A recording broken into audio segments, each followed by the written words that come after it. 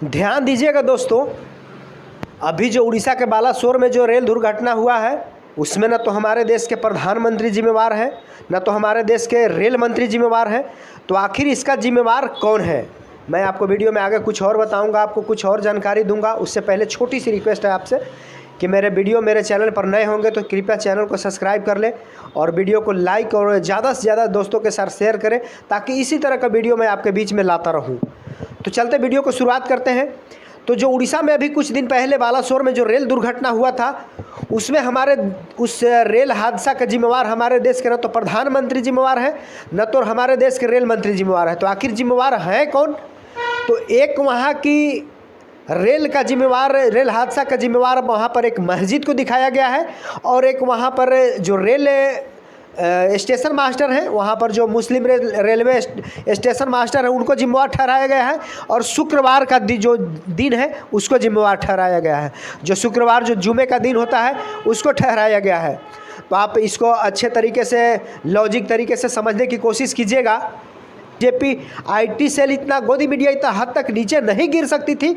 वहाँ पर बड़े अच्छे तरीके से बीजेपी को बचाने की, बीजेपी के जितने भी मंत्री और जो भी इसमें जुड़े हुए लोग हैं उनको बचाने की कितना अच्छे तरीके से साजिश है कि इस रेल हादसा को इतना बड़ा मस्जिद से और हिंदू मुस्लिम से जोड़ा गया है। आप समझ सकते हैं कि इस रेल हादसा का जिम्मेवार, वहाँ पर जो रेल हादसा और बालासोर में हुआ, वहाँ साइड में एक मस्जिद दिखाया गया है, जो जांच पड़ताल करने के बाद पता चला कि वहाँ मस्जिद नहीं, भगवान श्री कृष्ण जी का मंदिर है।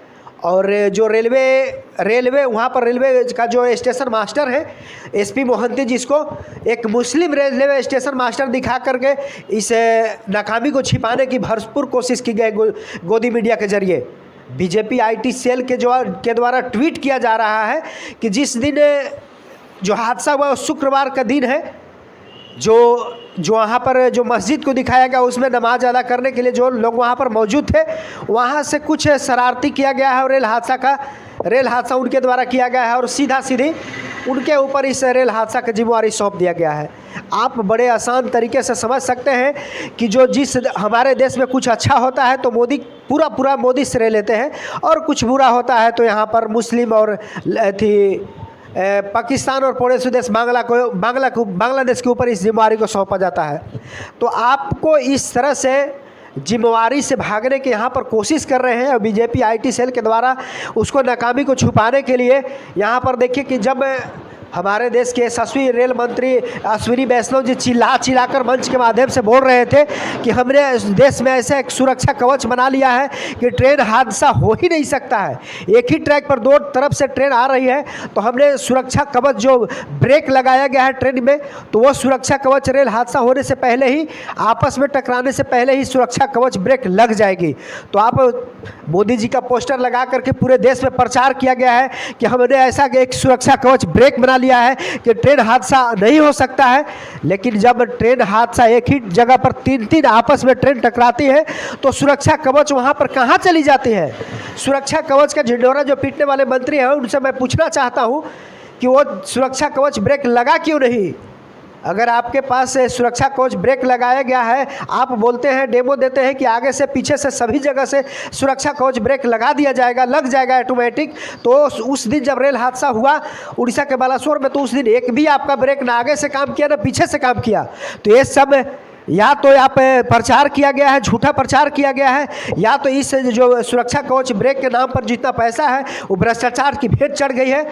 और यहाँ पर गोदी मीडिया आगे आकर के इस तरह से दिखा रहा है कि इसको भी रेल हादसा हिंदू मुस्लिम से जोड़कर दिखाया जा रहा है।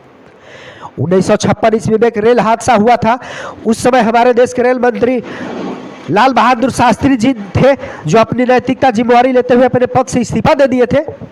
और एक 1999 में जो रेल हादसा हुआ था, उस समय हमारे देश के रेल मंत्री नीतीश कुमार जी थे, अपनी नैतिकता जिम्मेवारी लेते हुए रेल मंत्री से इस्तीफा दे दिया था।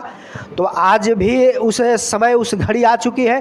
क्या हमारे देश के रेल मंत्री अश्विनी वैष्णव जी इस हादसा की जिम्मेवारी लेंगे और पद से इस्तीफा देंगे? नहीं। ये बीजेपी आईटी सेल और गोदी मीडिया वहाँ पर क्लीन चिट देने में लगी हुई है। अब आगे जाँच ब्यूरो सीबीआई आ गई है, एनआई के द्वारा, सीबीआई के द्वारा जांच किया जाएगा, और 2-4 साल में पता करके बताया जाएगा कि रेल हादसा का जिम्मेवार यहाँ पर आतंकवादी साजिश है या किसी और के ऊपर मढ़ा जाता है। वीडियो को अंत तक देखने के लिए धन्यवाद।